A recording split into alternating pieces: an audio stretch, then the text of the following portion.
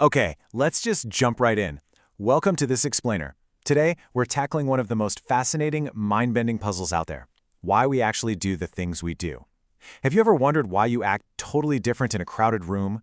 Or why you'll just randomly feel a massive burst of motivation out of nowhere? Well, we're going to decode the internal and external forces driving human psychology, and we'll put all those puzzle pieces together one by one. Because we've all been there, right? You know exactly what the logical choice is, but then your feelings just drag you in the complete opposite direction. It's wild.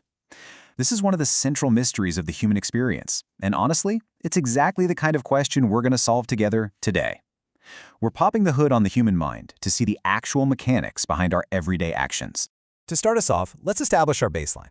What is human psychology, really? Fundamentally, it's the scientific study of how people think, feel, and behave. It's this incredibly vast field looking at how our brains, our personalities, and our specific life experiences all crash together to shape our actions. And while every single one of us is entirely unique, literally no two brains are the exact same, there are these common foundational principles that help explain human behavior across the board. Section 1. The Mystery of the Mind. Uncovering our internal engine. And that brings us straight to cognition, which is basically just the scientific fancy term for thinking. This is our primary mental toolkit. We've got perception, so how we interpret the world around us, plus memory, learning, decision-making, and problem-solving. Think of these processes as your deliberate, conscious tools. It's the heavy machinery your brain fires up when you're actively trying to navigate a new city or, figure out a really tough problem at work. But here's the thing. Our brains absolutely cannot process every single piece of information deliberately all the time. We'd overheat. So we use heuristics. These are mental shortcuts that help us make incredibly fast decisions on autopilot. But there's a catch here. Trading accuracy for speed can sometimes lead to biases or errors in judgment.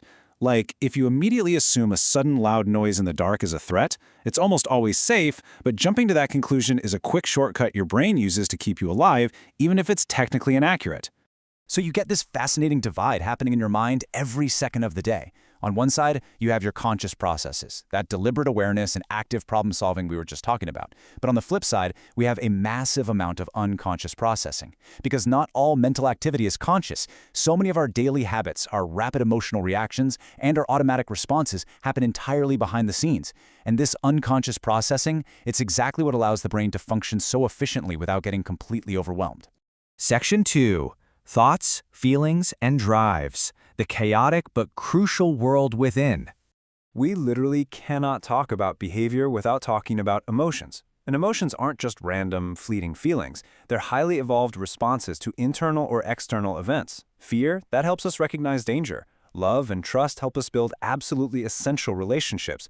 Guilt, as uncomfortable as it is, actually helps us learn from our mistakes. And motivation pushes us to achieve our goals. Remember, this is a two-way street. Your emotions heavily influence your thoughts and behavior, but your conscious thoughts can also actively work to change those emotions. Speaking of motivation, what actually drives us to act? Well, motivation generally falls into two buckets. First, intrinsic motivation. This is that internal pull. You do something simply because it's inherently enjoyable or deeply meaningful to you. On the other side, we have extrinsic motivation, which is the external push. That's doing something to earn a reward or to avoid a punishment. Both are super powerful, but they drive our behavior in totally different ways. But where does all that motivation ultimately come from? It's rooted right here in our basic human needs. Before we can even think about higher-level goals, we're driven by our raw, foundational requirements for survival, food and safety. Once those are locked down, we naturally strive for belonging and connection. Then, esteem and respect from others. And finally, personal growth. When you really look at it, our daily behaviors are largely just strategies we've developed to satisfy these fundamental needs. Section 3. The Puzzle of Personality. Why we all react differently. So, we've talked about how human brains generally work, but why on earth do two different people react completely uniquely to the exact same situation? The answer lies in personality. This is our relatively stable pattern of thinking, feeling, and behaving. Think of it like your personal filter, or a unique lens you view reality through. While your mood might bounce around from day to day, your underlying personality stays a pretty consistent force shaping your actions and reactions over time. Psychologists often group personality into 5 common traits, famously known as the Big Five. We've got openness to new experiences, conscientiousness, which is about organization and responsibility, extroversion, agreeableness in social situations, and neuroticism, which relates to emotional stability. Where you fall on the spectrum for each of these traits creates your totally unique personality profile. It's why an extrovert might see a crowded party as this amazing, energizing opportunity, while someone high in neuroticism might experience that exact same room as deeply, deeply stressful. Section 4. Our social lifespan, shaped by environment and time.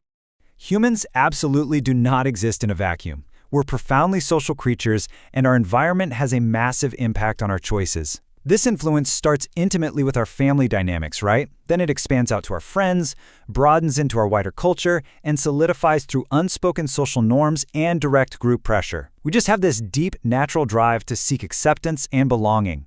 Because of that, the people around us act like this giant invisible hand, constantly steering our decision-making. And these influences, they evolve right alongside us. Psychology actually maps our changes across our entire lifespan. In childhood, we're like rapid sponges, just soaking up language and basic social skills.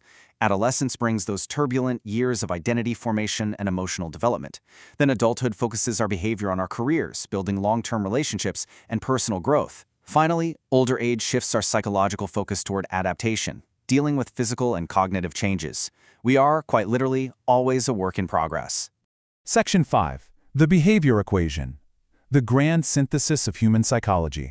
Modern psychology understands that human behavior isn't just one thing. It's shaped by the constant interaction of distinct factors all working together at once. First, our biology, so genetics, brain structure, hormones. Second, our environment, family, education, culture, and life experiences. Third, our personal choices, the goals, beliefs, and values we consciously adopt. And finally, our current situation, the immediate stress, opportunities, and social context we happen to be standing in right at this moment. So, if you want a simple way to think about everything we've covered in this explainer, it is this exact equation. Behavior equals biology plus thoughts plus emotions plus environment plus experience.